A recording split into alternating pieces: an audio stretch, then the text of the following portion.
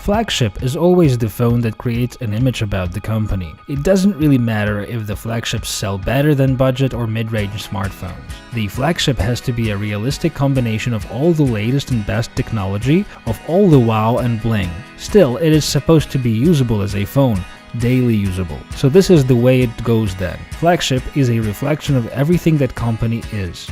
And this company is Xiaomi. My name is Dmitro Voloshin. This right here is the absolute flagship, the Xiaomi Mi 5S Plus.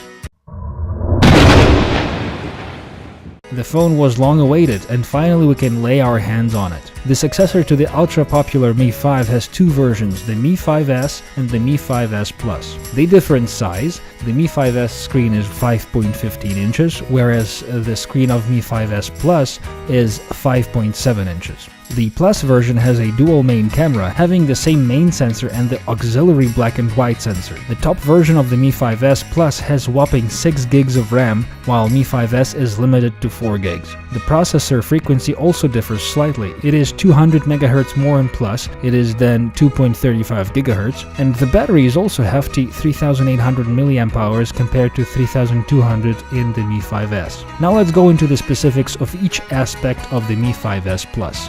The screen, it is 5.7 inches of Full HD IPS. It is 600 nits of brightness and a pitch black blacks. The screen occupies the huge 75% portion of the phone's front side, which looks good.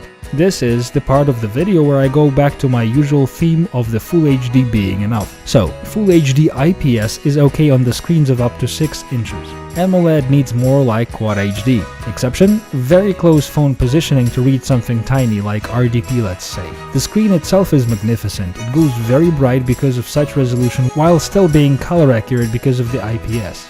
The screen is covered with protective 2.5D glass, and I've heard info about Gorilla Glass 4 or its Chinese equivalent, but there is no certain data as of yet.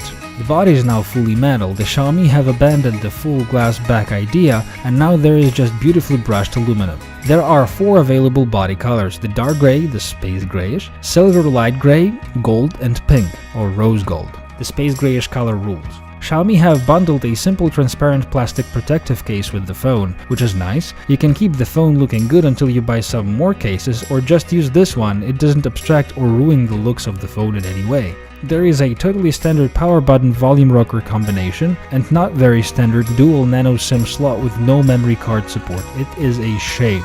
Processor, the most powerful thing you can stick into an Android smartphone right now, the Snapdragon 821. This has the two 2.35 GHz cores and two 1.6 GHz cores that can all work simultaneously. Also here is the newest Adreno 530 video accelerator that runs at 653 MHz. This combination easily scores almost 164,000 points in Antutu benchmark, which is an astonishing number. Everything screams speed, especially with this screen resolution. Games all play with ridiculous frame rates. The all-new MIUI just flies. Every time when I do a review of a flagship, I always get impressed with the speed of the device and its overall gained usefulness because of this speed up. This will probably go on forever. I will just say that this processor is built using 14nm lithography and gives out less heat while using less energy. Also, you have to remember that Snapdragon is not just a processor, it's an SoC, a system on chip. So all the accompanying things like Wi-Fi, 4G, GPS or fingerprint scanning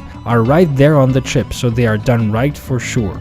The user memory, as it is according to a good old Xiaomi tradition, is related to the amount of RAM. The 64GB version has 4 gigs of RAM, while 128GB version has 6 gigs of RAM. The user memory is super fast. The file reading speed surpasses 400 megabytes per second, while write speeds almost reach 200 megabytes per second. This is the fastest cell phone memory I've seen. The speaker sounds good, louder and clearer than the already perfectly good Mi 5. There is still no stereo, and the second bottom grille still just harbors a single microphone. The headphone sound is yet again close to perfect. The clarity is good, the volume is good enough even with the larger headphones. There are your usual hardware sound profiles and the ability to play high-res music.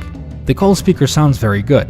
There is also an additional microphone for noise reduction. It works for both sound recording and calls. The phone supports the Qualcomm's Quick Charge 3.0. This latest version of Quick Charge goodness uses 12 volts at 1.5 amps to deliver 18 watts of power to your phone. I've had laptop chargers of this power. This means getting 83% of charge into completely empty battery in less than 30 minutes. This is even more impressive if you consider the huge size of the battery. This probably should not be used every time, and probably there is no such need, but the ability to throw your phone to charge it before leaving home in the morning and having healthy 83% of charge enough for a full busy day is priceless. The 3800 mAh battery is plenty big for this phone. It confidently lasts till the late night no matter how I try to deplete it. With turned on wireless and at usable brightness, you easily get over 8 hours of screen time, and this is a lot. This could easily be 2 proper days of usage if you turned it off for night. The charging and the data connection is done through the ambidextrous USB-C 1.0 port. The fingerprint scanner moved to the back of the phone like the simpler Redmi phones, and except for the slight reminder about Redmi, the scanner placement is actually my favorite. Your index finger just naturally falls into the exact same spot. The scanner is ultrasonic now as well, and its speed and accuracy is totally dependent on the Snapdragon part of the phone, and it rocks. It is immediate, precise and intuitive. Thumbs up. There are also 3 usual sensor buttons on the front, unlike the imitated physical home button of the Mi 5S.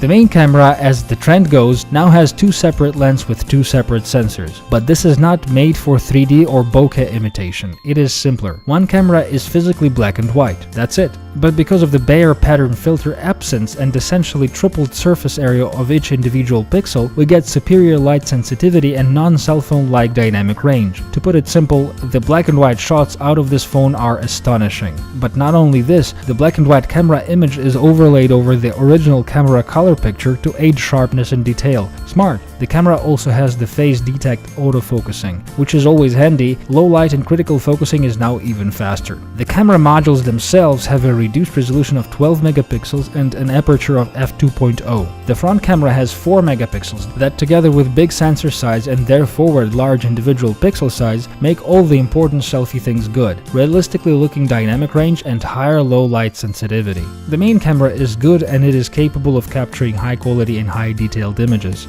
The selfie camera is one of the best I've seen. If selfies are your thing, the Mi 5S Plus is your phone then. Video recording is possible in 4K with no stabilization or Full HD with stabilization. There is no optical image stabilization for either photo or video. Slow-mo is recorded in HD resolution only.